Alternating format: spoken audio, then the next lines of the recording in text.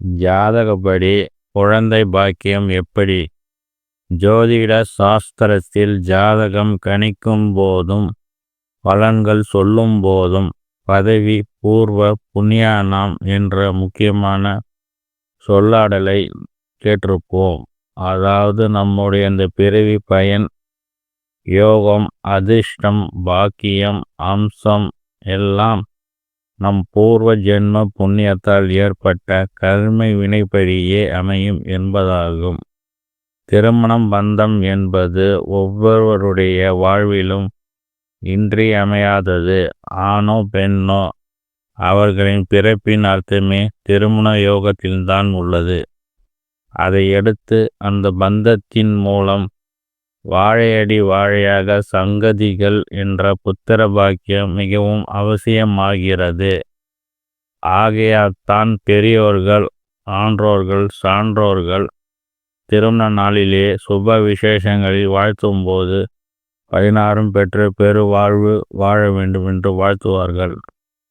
கலையாத கல்வியும் குறையாத வயதும் ஒரு கபடு வராத நட்பும் கண்ணாராத வளமையும் குன்றாத இளமையும் கழுப்பினி இல்லாத உடலும் தடை 6, 8, 12ஆம் அதிபதிகள் இருந்தால் கருச்சிதைவு, 2க்கும் மேற்பட்ட கிரகங்கள் இருந்தால் தாமதம், 5ஆம் அதிபதி நீச்சம் அடைந்தால் புத்திர தோஷம், 5ஆம் அதிபதி ராகு கேதுடன் சேர்ந்தால் புத்திர தடை, 5ஆம் அதிபதி நீச்ச கிரகத்துடன் சேர்ந்தால் புத்திர தோஷம், 5ஆம் அதிபதியின் குருவும் பலவீனம் அடைந்தால் புத்திர தடை, 5ஆம் இடத்தில் குரு இருந்தால் தாமதமாக குழந்தை பிறக்கும்.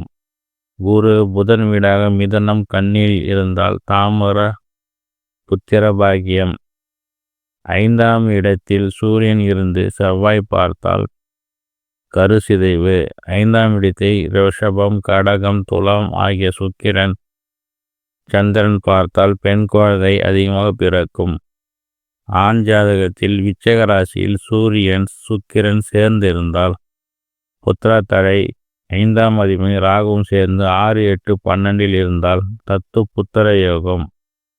ஆண் ஜாதகத்தில் கிரகங்கள் என்று சொல்லப்படும் அழித்தன்மையுடைய கிரகங்களான புதனும் சனியும் சேர்ந்து லக்கணம் 3, 7 ஆகிய இடங்களில் இருந்தாலும் பார்த்தாலும் விந்து குறைபாடுகள், வீரிய குறைவு ஏற்படும். இதனால் குழந்தை பாக்கியம் தடை ஏற்படும் அல்லது அங்கக்குறைவு உள்ள குழந்தை பிறக்கும்.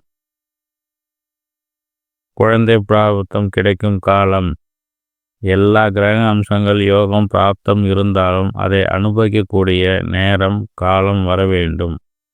குழந்தை யோகமும் அப்படித்தான். கணவன் மனைவி இருவருக்கோ அல்லது ஒருவருக்கோ லக்னாதிபதி, 4ஆம் அதிபதி, 9ஆம் அதிபதி ஆகியோரின் தசாபுத்தி அந்தரங்கள் குழந்தை பாக்கியம் கூடி வரும்.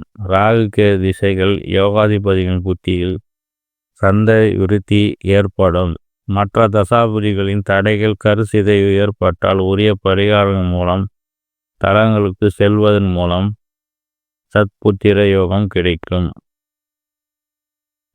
கர்ப்ப பிராப்தம் தரும் பரிகார தலங்கள்: கருத்தந்து காத்திடும் திருக்கருகாவூர் கர்ப்பராட்சி அம்பிகை கோவில், கும்பகோணம், தஞ்சை சாலையில் பாபநாசம் அருகே உள்ளது.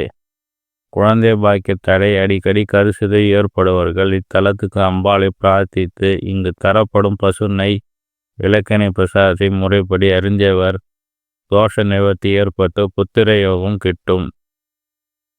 கருவளக்கும் கருவளஞ்சேரி அகிலாண்டேஸ்வரி கோயில் 1000 ஆண்டுகள் பழமை வாய்ந்தது. கும்பகோணம் திருவாரூர் சாலையில் மருதாநல்லூர் கிராமத்தை அடுத்து உள்ளது.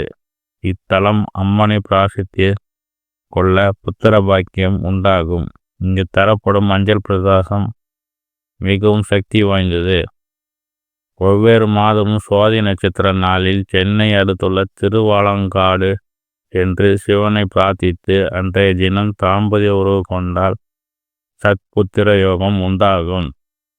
கும்பகோணம் மன்னார்குடி சாலையில் நீடாமங்கலம் பேருந்து நிலையத்திற்கு அருகில் புத்திர பிராப்தி தரும் சந்தனராமன் ஆலயம் உள்ளது. இங்கு ராமபிரான் சந்தன யோகம் தருகிறார். இங்கு ஒவ்வொரு மாதமும் புனர்பூச நட்சத்திர நாளில் விசேஷ அபிஷேகம் நடைபெறும் போது ராமனை வழிபடுவது மிகவும் சிறப்பாகும்.